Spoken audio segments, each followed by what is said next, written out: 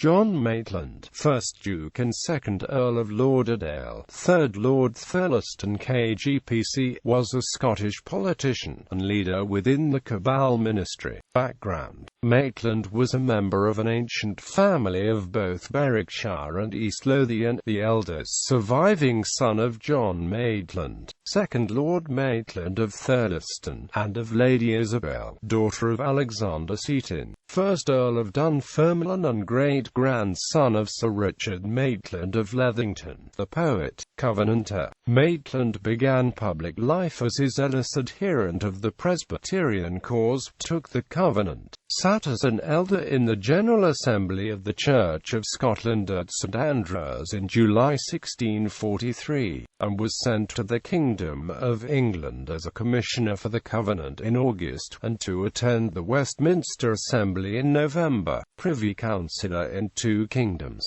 In February 1644 he was a member of the Privy Council of England and the Privy Council of Scotland, and on the 20th of November was one of the commissioners appointed to meet the King at Uxbridge, when he made efforts to persuade King Charles I to agree to the establishment of Presbyterianism. In 1645 he advised Charles to reject the proposals of independence, and in 1647 he was in London when the Scots commissioners approved the king's surrender to the Scots. Later in 1647 he brought 50 horsemen to rescue Charles from English captivity whilst he was hunting at Nonsuch, but Charles refused his assistance, citing his parole to the army.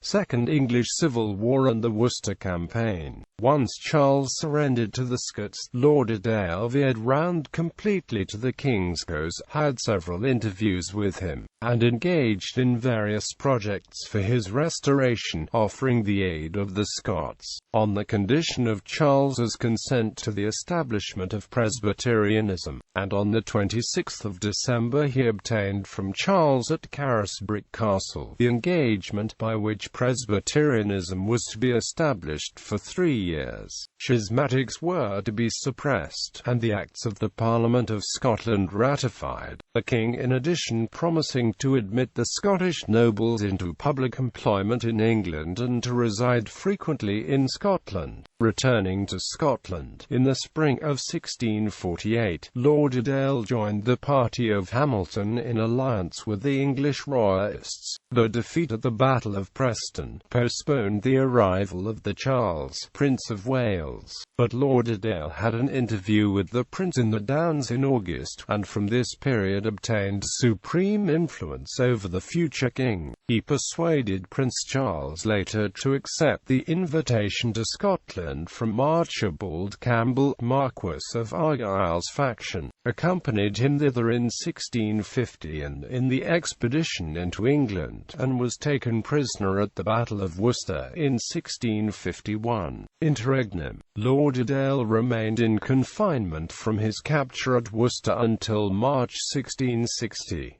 He was exempted from Cromwell's Act of Grace, under which his estates were confiscated by Oliver Cromwell, the Lord Protector. Restoration. Just before the Restoration, he joined Charles II in May 1660 at Breda, the Netherlands, and in spite of the opposition of Edward Hyde, 1st Earl of Clarendon, and George Monk, was appointed Secretary of State for Scotland, King's Counsellor. For this time onwards he kept his hold upon the king, was lodged at Whitehall, was never from the king's ear nor counsel, and maintained his position against his numerous adversaries by a crafty dexterity in dealing with men, a fearless unscrupulousness, and a robust strength of will, which overcame all opposition. Though a man of considerable learning and intellectual attainment, his character was exceptionally and grossly licentious, and his base and ignoble career was henceforward unrelieved by a single redeeming feature. He abandoned Argyll to his fate, permitted, if he did not assist in, the restoration of episcopacy in Scotland, and after triumphing over all his opponents in Scotland drew into his own hands the whole administration of that kingdom, and proceeded to impose upon it the absolute supremacy of the crown in kirk and state, restoring the nomination of the Lords of the Articles to the king and initiating severe measures against the Covenanters. In 1669 he was able to boast with truth that the king is now master here in all causes and over all persons.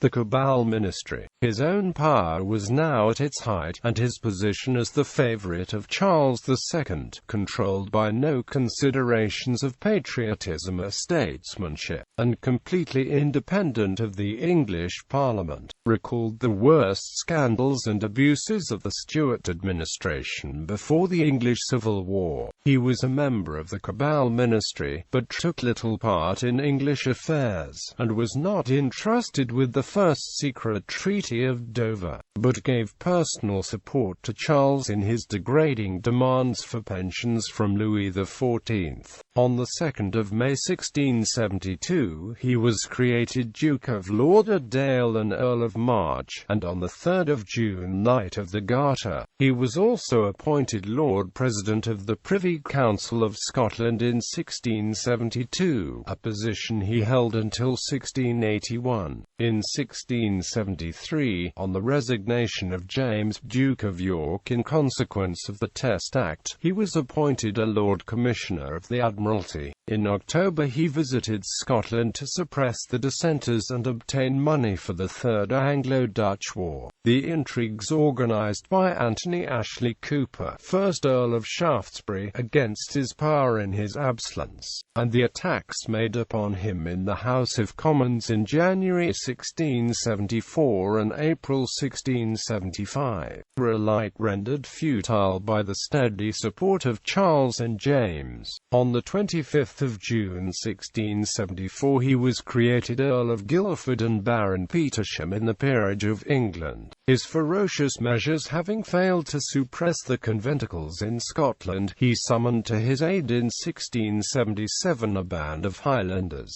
who were sent into the western country. In consequence, a large party of Scottish nobles went to London, made common cause with the English country faction, and compelled Charles to order the disbandment of the marauders. In May 1678 another demand made in the Commons for Lauderdale's removal was defeated due to court influence, by a margin of only a single vote. He maintained his triumphs almost to the end. In Scotland, which he visited immediately after this victory in the Parliament of England, he overbore all opposition to the King's demands for money. Another address for his removal from the Commons in England was suppressed by the dissolution of Parliament on the 26th of May 1679, and a renewed attack upon him by the Scottish party and Shaftesbury's faction combined also failed. Later that summer, on the 22nd of June 1679, the last attempt of the Covenanters was suppressed at the Battle of Bothwell Brig.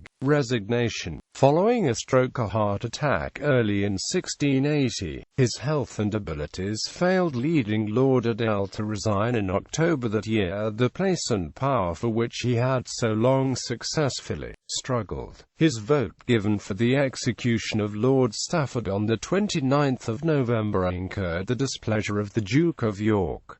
Personal life. Lauderdale's first marriage was to Lady Anne Home, daughter of Alexander Home, 1st Earl of Home, by whom he had one daughter. Prior to her death it is strongly suspected that Elizabeth Maitland, Duchess of Lauderdale, daughter of William Murray, 1st Earl of Dissert and now widow of Sir Lionel Talmash, became his mistress, and they subsequently married in 1672 upon Lady Anne's death. He left no male heir, consequently his dukedom and his English titles became extinct, but he was succeeded in the earldom by his brother Charles Maitland, 3rd Earl of Lauderdale.